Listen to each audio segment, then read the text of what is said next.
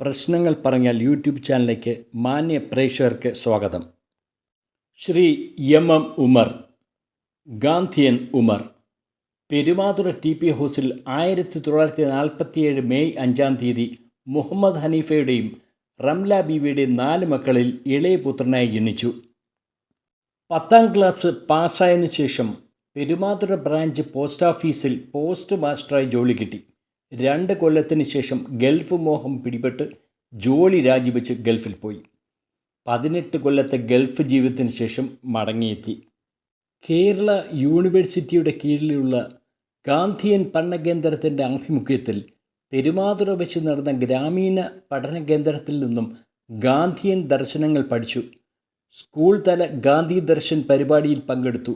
ഗാന്ധി ദർശൻ്റെ കണിയാപുരം ഉപജില്ലാ കോർഡിനേറ്ററായി പ്രവർത്തിച്ചു. ഒപ്പം സാമൂഹ്യ പ്രവർത്തനത്തിലും ഏർപ്പെട്ടു. പെരുമാതുറ മുസ്ലിം ജമാഅത്ത് കമ്മിറ്റിയുടെ ജോയിൻറ്റ് സെക്രട്ടറിയായും പെരുമാതുറ ഗവൺമെൻറ് LPSൻ്റെ വികസനകാര്യ പ്രസിഡൻ്റായും പ്രവർത്തിച്ചിട്ടുണ്ട്.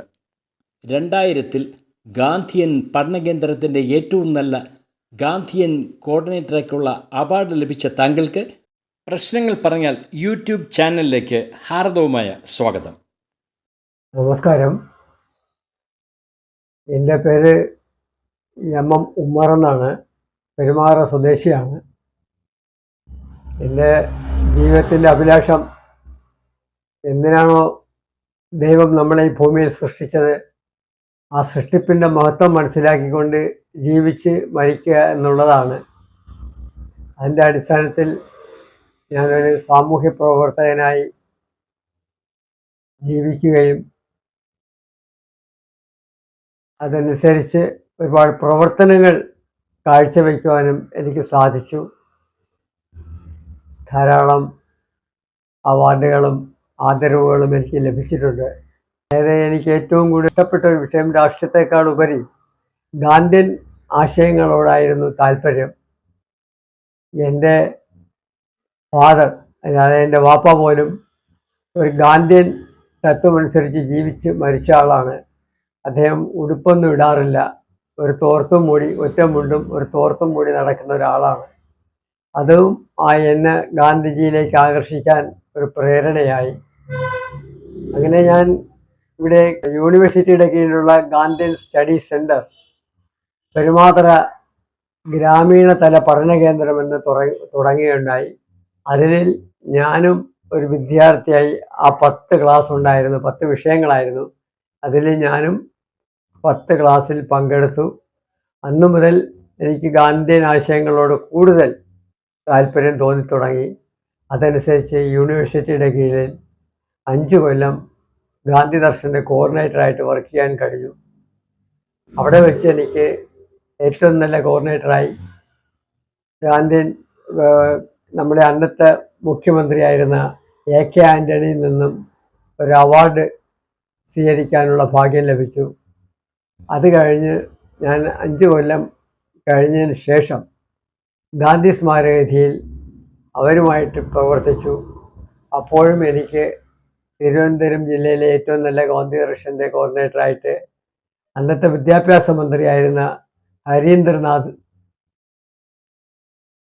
ഹരീന്ദ്രനാഥിൽ നിന്നും വീണ്ടും എനിക്കൊരു അവാർഡ് ലഭിക്കാനുള്ള ഭാഗ്യമുണ്ടായി. അവിടെ നിന്നും ഞാൻ തുടങ്ങിയ എൻ്റെ പ്രവൃത്തികളെ മാറാട് പ്രശ്നങ്ങൾ ചർച്ച ചെയ്യുന്നതിന് വേണ്ടി ശ്രീ ഗോപിനാഥൻ നായരും ഡോക്ടർ രാധാകൃഷ്ണൻ സാറുമായിട്ട് ഒരുമിച്ച് ഞങ്ങൾ ഗാന്ധിമാർഗ പ്രവർത്തകർ മാറാട് പോയി അവരുടെ മനസ്സൊന്നിപ്പിക്കുവാൻ വേണ്ടി ക്യാമ്പ് ചെയ്ത് അവിടുത്തെ പ്രശ്നങ്ങൾക്കൊക്കെ പരിഹരിക്കുവാൻ സാധിച്ചു എന്നുള്ളത് ചാരിതാർത്ഥ്യം കൂടിയുണ്ട്.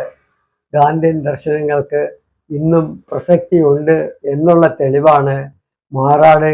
ഏതെല്ലാം രാഷ്ട്രീയ പാർട്ടിക്കാർ ശ്രമിച്ചുവോ അതൊന്നും നടക്കാതെ ഗാന്ധിമാർഗ പ്രവർത്തകർക്ക് അതിനെ ശമിപ്പിക്കുവാൻ കഴിഞ്ഞു എന്നുള്ളൊരു ചാരിതാർത്ഥ്യം കൂടി എനിക്കുണ്ട്. അതുപോലെ നമ്മുടെ ഇന്നത്തെ നാട്ടിൻ്റെ നമ്മുടെ രാജ്യത്തിൻ്റെ മൂല്യച്യുതി പരിഹരിക്കുന്നതിന് വേണ്ടി ഹിംസാമുക്ത ഭാരതം, സംഘർഷരഹിത കേരളം എന്ന മുദ്രാവാക്യവുമായി നെയ്യാറ്റിൻകര മുതൽ കാസർഗോഡ് മഞ്ചേശ്വരം വരെ 33 ദിവസം ഒരു പദയാത്ര നടത്തുവാനുള്ള ഭാഗ്യം കിട്ടി. പിന്നെ ജസ്റ്റിസ് VR കൃഷ്ണയ്യൻ്റെ പേരിലുള്ള ഒരു മതസൗഹാർദ്ദ അവാർഡും നേടാനുള്ള ഭാഗ്യം ലഭിച്ചു. പിന്നെ നാട്ടിലുള്ള മിക്കവാറും സംഘടനകളുടെ ആദരവ് ലഭിക്കാനുള്ള ഭാഗ്യം എനിക്ക് കിട്ടിയിട്ടുണ്ട്.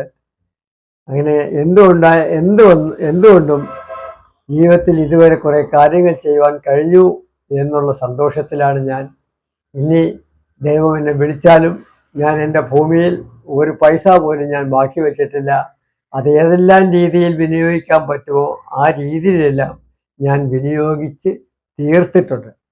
ഇന്ന് എൻ്റെ കയ്യിൽ പൈസ ഒന്നുമില്ലെങ്കിലും ഞാൻ എൻ്റെ കയ്യിലുള്ള ധനം കൊടുത്ത് ഞാൻ ദാനം ചെയ്തിരുന്നുവെങ്കിൽ ഇന്ന് മറ്റുള്ളവർ കൂട്ടായ്മയിൽ പ്രവർത്തിക്കുന്നവരെ പോലുള്ള ഗൾഫിലുള്ള നമ്മുടെ നാട്ടുകാർ എൻ്റെ പേരിൽ അവർ പൈസ അയച്ചു തരുന്നു.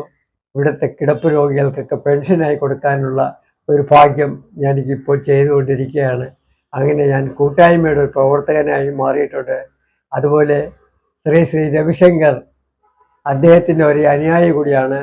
ഏകദേശം 30 കൊല്ലമായി ഞാൻ അതിൽ പ്രവർത്തിക്കുന്നു. അതിൻ്റെ ഒരു നവചേതന ശിബിരം ടീച്ചർ കൂടിയാണ്. അതിലെനിക്ക് നല്ല സന്തോഷമുണ്ട്. കുട്ടികൾക്ക് ക്ലാസ് എടുക്കുമ്പോൾ സ്വല്പ യോഗ കൂടി പഠിപ്പിക്കാനുള്ള ഒരു ഭാഗ്യം എനിക്ക് ലഭിച്ചിട്ടുണ്ട്. അതിൻ്റെ ഒരു ചെറിയൊരു അധ്യാപകൻ കൂടിയാണ്.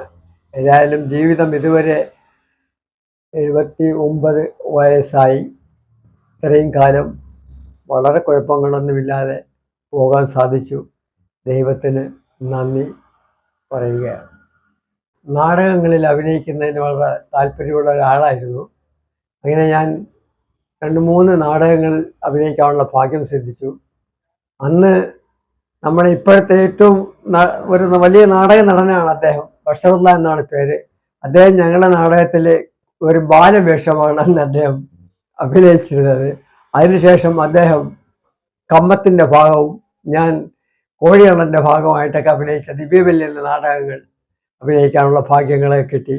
അതുപോലെ മരിച്ചുപോയ ഷാഫി, മൺമറഞ്ഞ അൻവർ, ഇങ്ങനെയുള്ള ആൾക്കാരുമായിട്ടുള്ള ആ സഹവാസത്തിൻ്റെ പുറത്ത്, അതുപോലെ തന്നെ കരീം ആശാൻ, അവരുമായിട്ടൊക്കെ അഭിനയിക്കാനുള്ള ഭാഗ്യം നമുക്ക് ലഭിച്ചിട്ടുണ്ട്.